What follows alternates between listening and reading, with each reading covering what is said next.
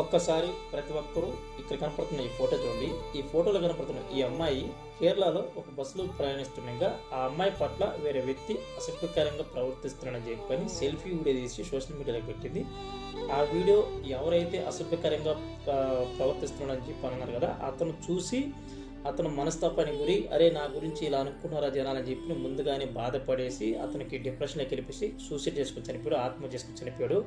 ఇది ఇప్పుడు సోషల్ మీడియాలో చాలా వైరల్ అవుతుంది. ఆ అమ్మాయి పెట్టిన వీడియో అందరూ చూశారు, నేను కూడా చూశాను. యాక్చువల్గా చెప్పాలంటే అక్కడ ఏమి అంత అసభ్యకరంగా టచ్ చేసినట్లేదు.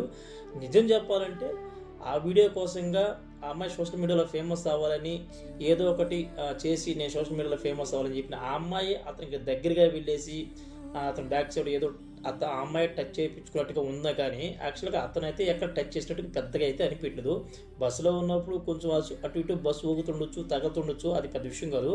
ఆ అమ్మాయి వీడియో తీస్తూ ఉంది. ఆ వీడియో తీసినప్పుడు అతను తగలుతాడని తెలిసినప్పుడు గట్టిగా వార్నింగ్ ఇచ్చు కదా, నువ్వు సెల్ఫీ వీడియో ఎందుకు తీస్తున్నావు, కావాలని ఈ అమ్మాయి ఏంటంటే తగిలించుకొని సోషల్ మీడియాలో పెట్టి నేను ఫేమస్ అవ్వాలి, మగవాళ్ళందరూ ఎలా ఉన్నారో చూడండి అని చెప్పని ఏదో ఒక తప్పుడు ప్రచారాన్ని చేసేదానికి ప్రయత్నించింది. పాపం అతను చూసి ఆ వీడియో అతను బాధపడేసి నా గురించి జనాలు ఎలా అనుకుంటారు అని చెప్పని పాపము ఆత్మహత్య చేసుకుని చచ్చిపోయాడు. ఇప్పుడు ఆ అమ్మాయి పెట్టిన వీడియో అందరూ చూసి ఆ అమ్మాయిది తప్పు అన్నారు. అంతకుముందు మాత్రం ఎప్పుడైతే అతను చచ్చిపోకముందు మాత్రం చూడండి అమ్మాయిలకి ఎక్కడ రక్షణ ఉంది, ఆడవాళ్ళకి ఎక్కడ రక్షణ ఉందని చెప్పి కొంతమంది కామెంట్ పెట్టారు. జరిగితే అలాగా, జరగకపోతే ఇలాగా.